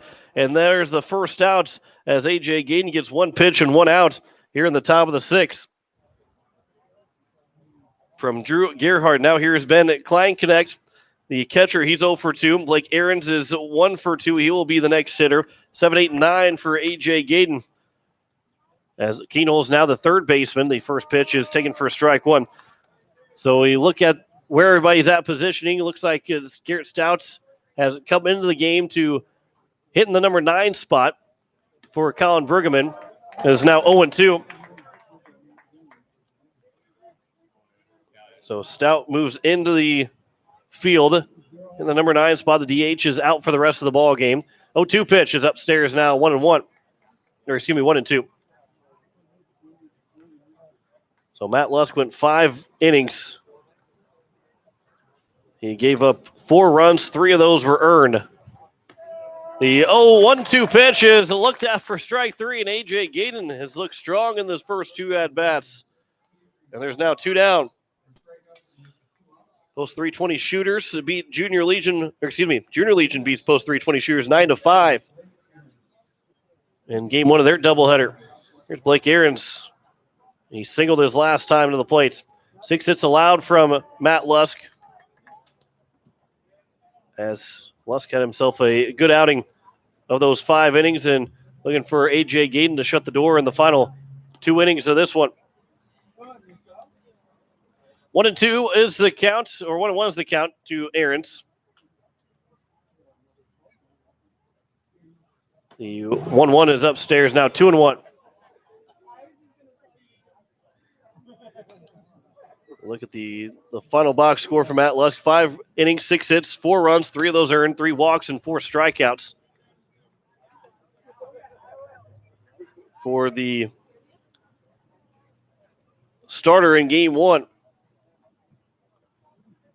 Here's a 3-1 pitch. That one will miss, and it's a 2-out walk to Blake Aarons, and now we'll get back to the top of the order for Anthony Johnson, who is 1 for 3. Lusk gave up 3 hits in the first and gave up 3 hits in the fifth, and the only guys he allowed on base from the second to the fourth inning were 2 walks and a hit by pitch. So he allowed 4 free passes in total, did Lusk. First pitch to Anthony Johnson is missed inside for ball 1. Line went 4 innings, gave up 4 hits. 8 runs, 6 of those were earned. 5 walks and 4 strikeouts. Runner is off for second. The throw to second, and it is going to be caught by Stout. The tag is applied, and that will end the inning. So Kate Hinkle will gun down the steal attempt from Aarons, and that will end the top of the 6th. No runs, no hits, no errors, no one left on base. We head to the bottom of the 6th inning. Post State's has a 10-4 lead over Mandan. You're listening to Post State Baseball on today's KCCR and today's KCCR.com.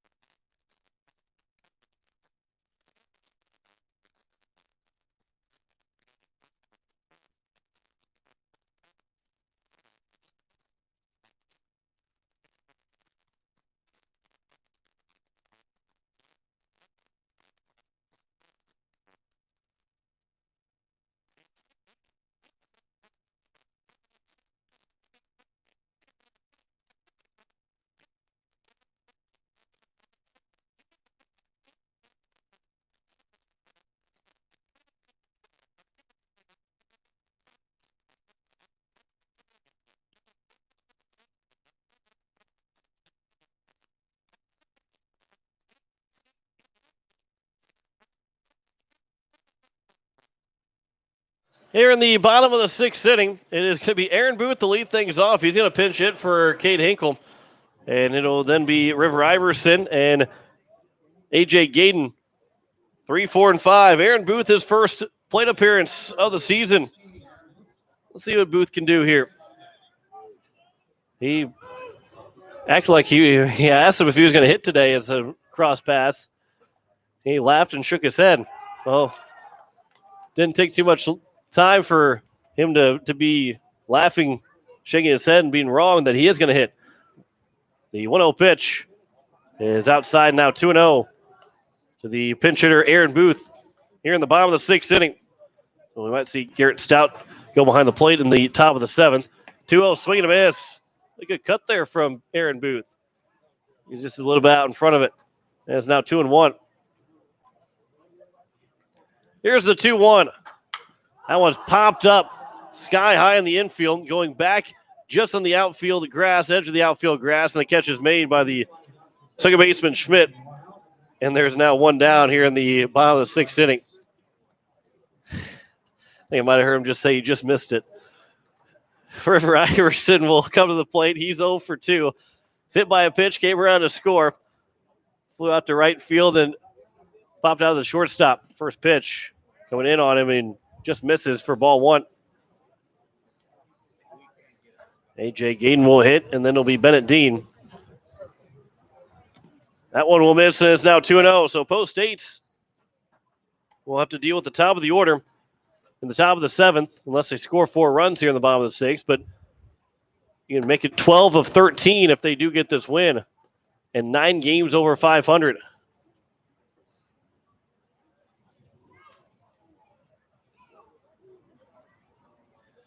Swing and a miss by Iverson is now 2-2.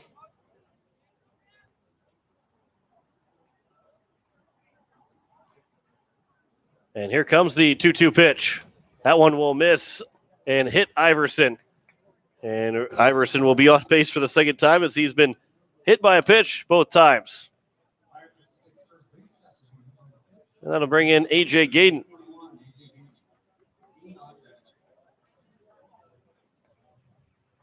So here is A.J. Gayden.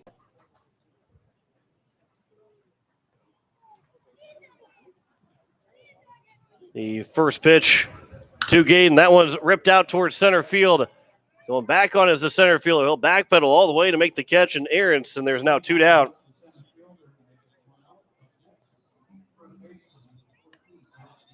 And here is now Bennett Dean.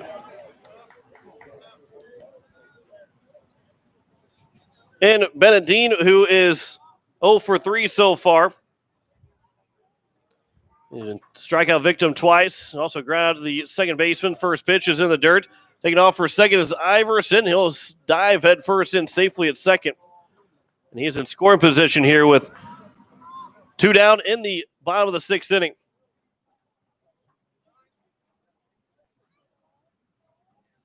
Iverson calls time, and with a 1-0 count to Bennett Dean. Will Van Camp is on deck. He's also been on base twice with a walk and a hit by pitch.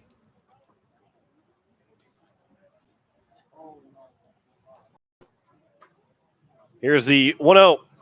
That one will miss low, and it's now 2-0.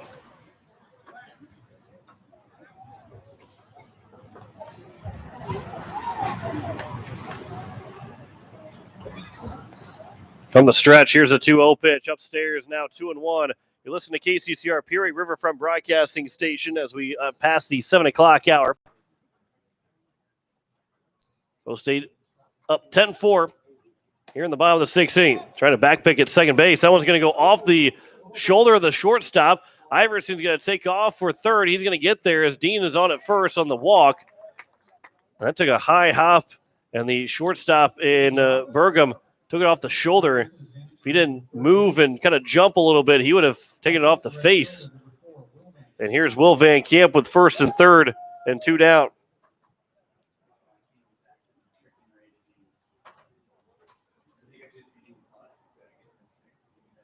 Elliott Life will wait on deck. Garrett Stout will have the chance to hit if it gets around to him, as Van Camp will line it to the shortstop and Burgum will make the catch.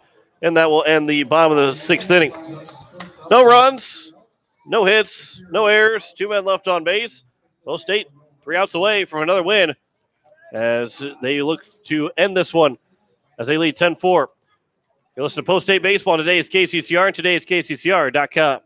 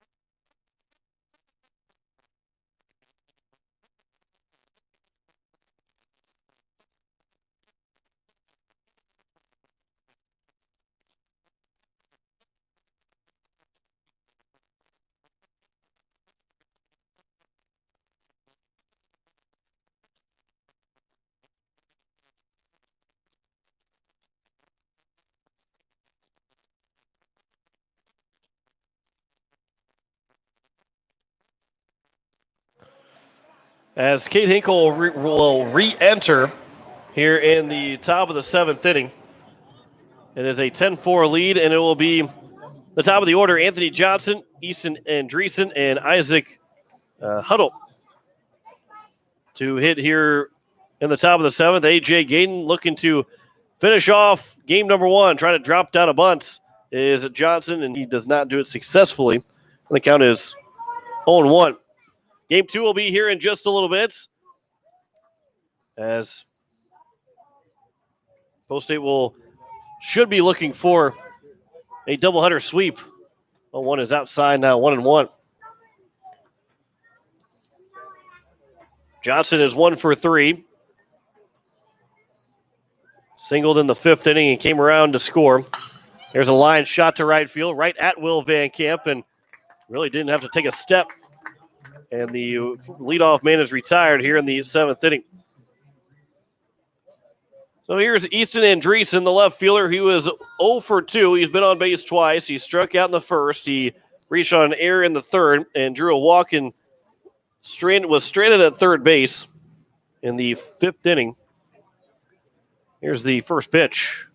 That one's grounded to the first baseman. Dean will sit on it. He'll flip to first, and Gaden covering, and there's now 2 down. A little bit of some PFPs there for A.J. Gaden. Here's Isaac Huddle.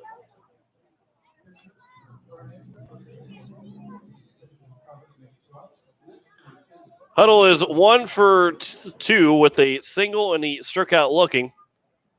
First pitch is outside. 2 down here at the top of the 7th. Post State 1 out away from making it 12 of 13.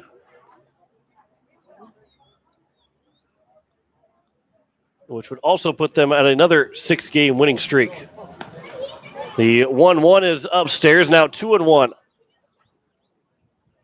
To the number 3 hitter, Isaac Huddle. The 2-1 from Gaden. That one's fouled back, and now Post State is a strike away from their second 6-game winning streak of the season. Hopefully 6 isn't the number. They can get up to 7 at the end of the night. There's a line shot into center field. Elliott Life will make the catch, and that won the ball game. And Post State has got another 6-game win streak as they win this one 10-4 on only having 7 hits in the ball game. Took advantage of those errors and walks. 4 runs on just 6 hits for Mandan. Each team had 1 error. Actually, Mandan ended up having 2 errors in the ball game. And that is the final score, 10-4. We'll step aside for 3 minutes, come back with post-game of Game 1, get you set for Game 2. You're listening to Post State Baseball on today's KCCR and today's KCCR.com.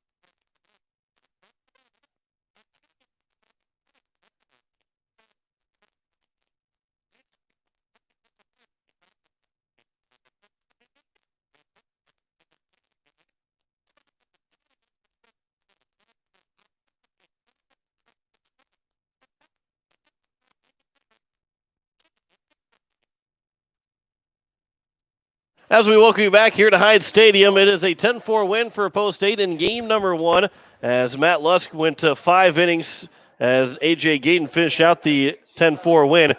As we are joined by Nathan Nas, the assistant coach of Post State. And, Coach, you kind of took me by surprise coming up here. I kind of forgot we've been doing this, but that's another 6-game winning streak. This is what got started that 6-game winning streak the first time around. Yeah, it's only weird if it doesn't work, right? That's right. And you guys have now won 12 of your last 13 games, 13-4 on the season, and 7 hits in the ball game, but you took advantage of the 2 errors, took advantage of plenty of walks, hit batters in that game, and ended up scoring 10 runs, 3 more than you had hits.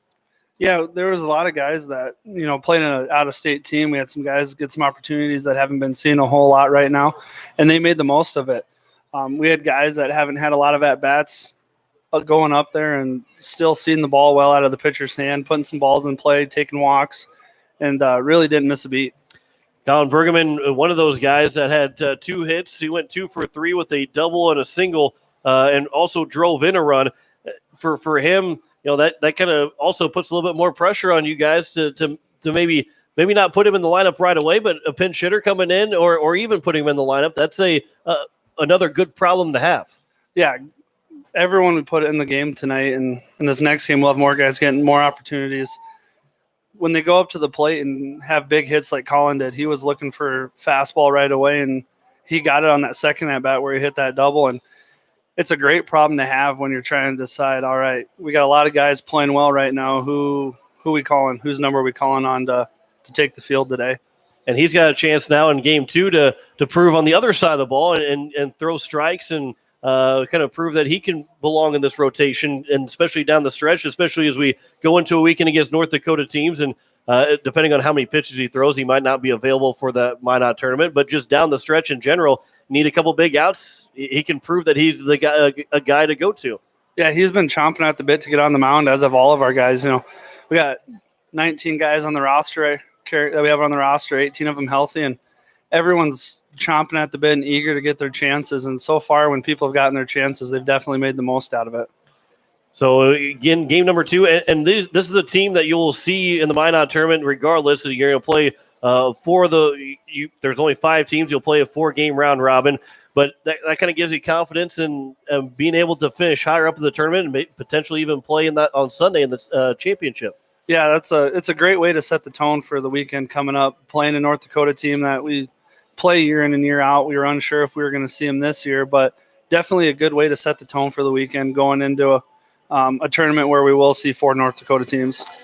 What's going to be the biggest key here for game number 2 to finish off the sweep and not just have 2 separate 6-game winning streaks, but make this a 7-game win streak? Yeah, like we've talked, we got to throw strikes, and we got to throw strikes early in counts, and things go a lot easier for our pitchers, and it's a lot easier for them when they can mix pitches further into an at-bat instead of having to throw that fastball down the middle to get in the strike zone, and then continuing to have quality at-bats, regardless of the situation, regardless of the score, regardless of who it is, just continuing to battle at the plate, put balls in play hard, have good situational hitting, and we should get another one here if we do that.